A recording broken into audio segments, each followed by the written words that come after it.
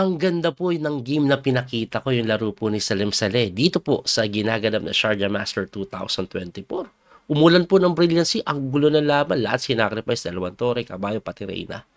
Pero mati po ang hatid. Anyway, si Hans Mokniman naglalaro din.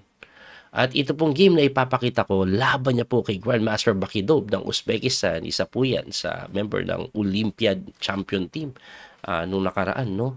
At sabi ni Niman, malupit ka Salim Salicera. Pakitaan din kita ng malupit, ha. Tingnan niyo po yung ginawa ni Hans Mokniman dito, ha. Puti po siya, nag-E4 siya. Nag-E5 naman si Bakidov. Knight F3, Knight C6, Bishop B5. Yan po yung tinatawag na Ruy Lopez. So, nag-E6 po yan. Tumakbo lang. At dito, yung normal po na Knight F6. So, Bishop develop, B5. Aba, hindi ginawa. Inunahan ng D6. Para saan po yung D6? Dinidepensahan ito. Ang plano po niyan is pag tulak po, takbo ka dito, papatayin po yung bishop para mapalit sa kabayo. Kaya si Hans Mokniman nag-C3 agad. Pagka C3, nag-F5. Ayan. Para saan po pala yung C3? Para may tatakbuhan. Hindi lang yun, para support po dyan, ha? Anyway, in F5 po. Grabe. At kung titingnan yung oras sila, 10 minuto na nagamit ni Bakidov dito. 23 minutes naman si Hans Mokniman. So, ibig sabihin, hindi po ito home preparation Nagkakapaan na yung dalawa So, para saan po yung F5? Ang F5 po, syempre, pag kinapture mo, babawiin po yan, makakapag-develop ng mabilis, di ba? Tapos later on, pag nag-castling na yan, bukas agad yung F5. Pero si Hans Mokniman, wala pakialam dyan, kainin ko lang yan. Binawi po yan ng bishop tapos nag-castling lang. So sa ngayon po, according po sa engine evaluation, lamang daw po ng konti ang puti dito. Sa kadahilanan na nakakasling na siya, safe na yung king niya, may mga D4 pang paparating. Anyway, paparating ba yung D4? Sabi ni Bakidov, Bishop D3 ako, di ka maka D4 ngayon. Diba? Ang tinira po ni Niman, iniwas lang yung tore. Rook E1. Tapos nag-develop si Bakidov. Inuna niya po Bishop E7. Hindi niya po inuna yung knight, no? Kasi yung pag inuna yung knight, makakatalon po yung kabayo sa J5 makakapasok na ganon. Anyway, after Bishop E7, dito po ako namangha sa tira ni Niman kasi tinira niya po yung number 1 engine move na medyo weird po yung dating. Kasi nag-Queen B3 po yan Bakit ko po sinabing weird? Merong B5 na paparating, kulong yung bishop, pinakulong lang. Hindi pala makukulong yan. Kasi kahit mag B5 yan, yung po yung tinira, which is the best move, may Queen D5 idea, which is attacking the bishop and attacking the knight at the same time. At dito po, ang best move lang daw po na dapat gawin ng black, Queen D7. Ibig sabihin, papakain po ito. Yun nga lang pagka-takes dito, unang tingin, ba't mo gagawin yan? Sirain mo po structure. Pero yan daw po ang best move Anyway, ang tinira po dito ni Bakidov, nag-bishop F5 na mali. Mali daw, no? Bakit mali? Hindi po dahil takes ito, one piece down with a check. Kasi aatras yan. Yan yung plano niya. Tapos kakainin din ito. At least, magkakaroon siya ng purple shop. Okay pa yun sa black, no?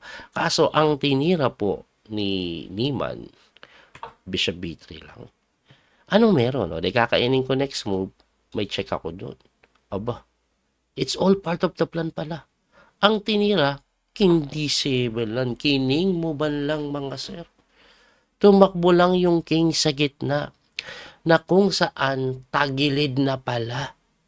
Kasi may napakagandang sacrifice. Yun nga lang hindi nakita ni Niman.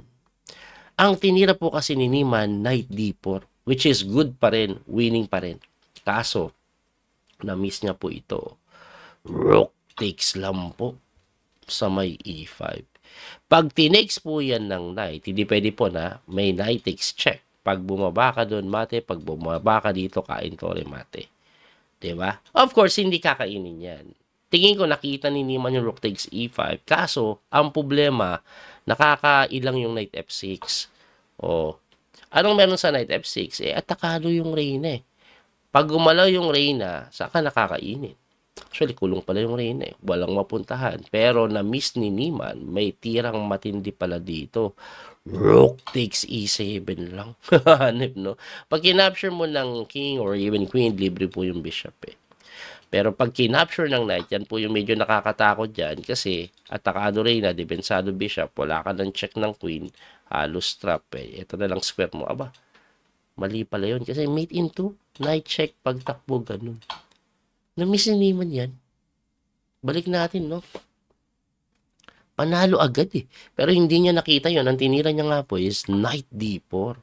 Anong tema niya? Pag kinapture mo, check na ganun. Pag umilalim ka, yan, halos matingin ka din ng queen f7, bishop e6. Di ba? Kaso, may knight takes d4 eh. Ano kasunod? Eh, di ba bawiin lang? Pagkabawi, knight f6, oh, nagawa pa rin yun. Anong gagawin mo? Tatakbo lang. Atakado Reyna. Yung bishop, inaatake ng Reyna.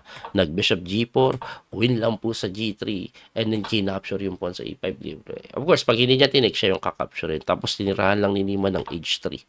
Pag h3, tumakbo po doon sa may f5 na sinagot lang ng queen f3. Atakado na naman yung bishop na kung saan ang sabi ng engine, best move daw atras, kaso may bishop e6. Kaya hindi tinira yon. Ang ginawa po nag g6. Kaso pagka g6 mali daw. Hindi kasi best move. Ang best move bishop g6. Nakakatakot naman kasi bishop e6 Anyway, tumira lang po ng d3 si Neiman. Pagka d3, h5. Para saan yung h5? Pine-prevent po yung g4 kasi gustong kulungin. Anyway, nag-bishop lang po sa g5. Tamang develop lang. Inaatake po yung kabayo na tinirahan ng c6. Ayun. Para saan yung c6? May threat po kasi na bishop takes f6, bishop takes f6, and then g4 yan Ngayon, because of the c6, kakapturein lang daw po yan. Tapos kung titingnan nyo mabuti, parang kulong pa rin Kulong pa rin, pero pagka bishop takes d3 kasi, let's say kainin mo, di ba, piece up, may bishop e5. Ayun. Ayun lang, no? Anong gagawin? One piece up yan, pero grabe po yung open file na binibigay. Para saan yung C6 na yun? Balik po tayo sa tira. Example, hindi nag-C6. Tumira lang ng iba. Let's say, nagtulak ng pawn na ito. Pag tinira po yung bishop takes, capture, and then g4, pawn takes, bishop takes d3. Ibang usapan po yan. Kasi titirahan ka muna ng bishop e6 wala kang tatakbuhan dito. Yun yung importanteng tira. Kailangan may takbuhan yung king. No? Kasi pag pumunta ka po dito, may mga discovery attack or even kainin na lang yung bishop, yung king hindi safe. Okay? So, napakaganda po ng c6 ID na yun. Kaya huwag kayong magtaka, bakit hindi po kinapture yung f6? Kasi may ganung counterplay. Ang tinira, knight d2 development lang. Pagka knight dito po, nag-queen f8 yan, nas tinirahan ng a4. Number 1 engine move. Binibiyak na po yung queen side. Kasi dyan, tatakbo yung king, di ba? Anyway, nag-queen g7 yan. Pagka queen g7, nag-rook lang po sa may c1 na gusto pong kainin yung c6, kaya nag-d5. Pagka d5, eto't ginawa. Queen f4 lang. Para saan yan? Hindi naman makapasok yan sa loob, bantay sarado. Ang idea po niyan, vacating f3, magna-knight doon, lakas ng knight dito. At hindi lang yun, of course, kakainin din po ito. Libre po yung d4 Aba, kaya nga po na pa c5 yan para depensahan. Pagka c5, nag-knight f3 na nga. Pagka knight f3, bishop d6 lang na tumuloy. Knight e5 talon. Kasi nga naman, pag kinapture mo yan, takes yan, may threat pa rin sa kabayo, may mga pressure dito pag gumalaw yung kabayo. Kaya nga po ang ginawa niya, nag-king move. Ayan. So, pagka king move, eto na this. Si Hans-Mok Neiman, tumira na po ng mga brilliancing nakakamangha. Unang brilliancy niya po, rook takes c5. Pinakain yung turi. Kapalit po. Anong meron? Eto, pagka takes, ayan. Akala ko noong una, ang plano, gagalaw yung kabayo, discovery attack. Pero ano pala yan, walang masyadong threat kasi kikimuban ka lang. Hindi mo naman mahagip yung mga malalakas na pyesa.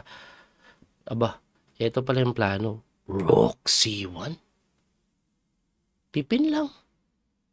Siyempre, king b6 ka, depensa, iwas pin. Ito kasunod, no? Bishop takes f6.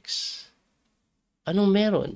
Pag kinapture po yan, may knight d7 check, hindi mo makain ng bishop, libre yung Reyna, na-port yun. So, talagang madadali Reyna. Kaya nag-queen h6. Pagka queen h6, tinuloy. Knight D7 pa rin. Pusang gala. Teka lang, coach, ha? Wala na yung ano, ha? Wala na yung Reyna dito. Hindi na punta. Ay, di malamang. Kakainin yan. Libre. Tapos, hinahamon pa. Yari na ata si Niman. One rock down na eh. Huwag kayong magulo. Tingnan nyo to. A5 lang. In A5 lang. Check po yan na kung saan pag ikaw tumakbo dito, may caption na naman, check, diba? Pag ikaw naman ay tumakbo doon, checking ka dito, ayun pwede mangyari. Kaya napilitan po yan, mag king takes A5. Pagka king takes A5, ang reason pala niyan, pinapalayo yung king para may queen C7. Siguro isipin, ano ngayon, may block naman. Di may rook check. Ano ngayon, tatakbo naman. Eto malupit to. Kinain.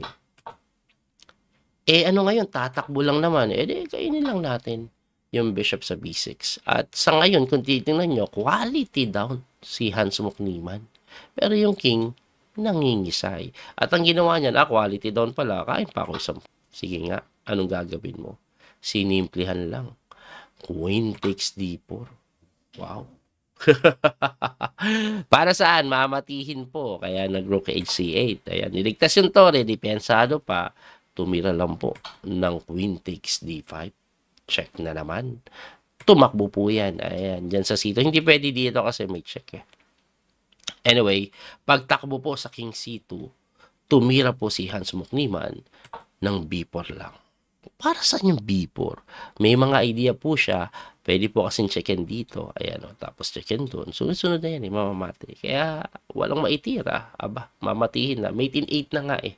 Anyway, ang tinira ng king dito, wala na din kasing oras. Kaso pagka bishop G5, sinimplihan na lang.